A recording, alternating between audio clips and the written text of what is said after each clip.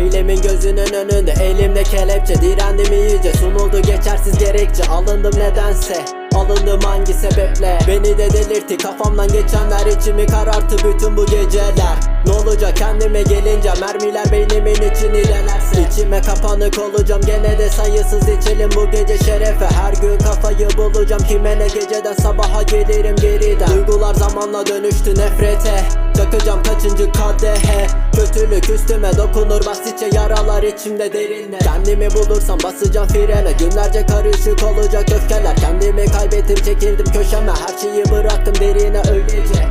Kaybettim yapacağım dedikçe beynimin içine doluştu zehirler. Sesim de kısıldı duyulmaz şekilde, hayatım kağıda dökülmez resimler. Aklımın içinde binlerce bilmece, kafayı daha da yiyeceğim iyice. Kendimi bir şeye veremem, aslında yoruldum sadece her gece delice. Kendimden geçince geceye başladım yeniden, anılar içimde serinler. Bugün evrim dönecek sinirden, geceye vereceğim birazcık şiirler. Çiçekler açacak yüzümde, aslında mutsuzum gülünce. Görünsün gözümden bu şehir yaralı, bakınca gözümden. İnsanlar toplamış önünde sefilce, herkese bakıyor delirmiş şekilde. Çıkamam içinden, gerçekler önümde. İnsanlar içimde boğulup ölecek, görürsün kuyumun içine inince. Sevdiğim herkesi karşımda görünce, kafamı bıçakla deleceğim elimle. Kiminin hayatı ezilmiş şekilde, kiminin derdiyse sevişme peşinde. Yıllarca cebimde buruşmuş resimler, insana içmeyi öğretir sadece. Uzaksa mesafe düşünür derince, her şeyi kendince edemez ifade. Nereye gidersen insanlar peşimde, her şeyim tehlike. Basıldım gizlice kafamın içinde, doluşmuş zehirler, gitgide geridim tabii ki yeminle. Önümü gördüm ben, gideceğim geriye, her şeyi dilimle dökeceğim iyice. Dönecek tersine belki bir mucize, gerekir tabii ki acırım halime. Bugün de söylerim ölüydüm geçen de, kafamın içinde her gece sebepler. Bu gece sinirler birazcık tepemde, öylece sessizce barıştım kendimle. Her şeyi unuturum aşırı içince, aslında sorunlar iç içe içimde. Belki de kurtuldum ölünce bitecek, katilim işledim kendime cinayet.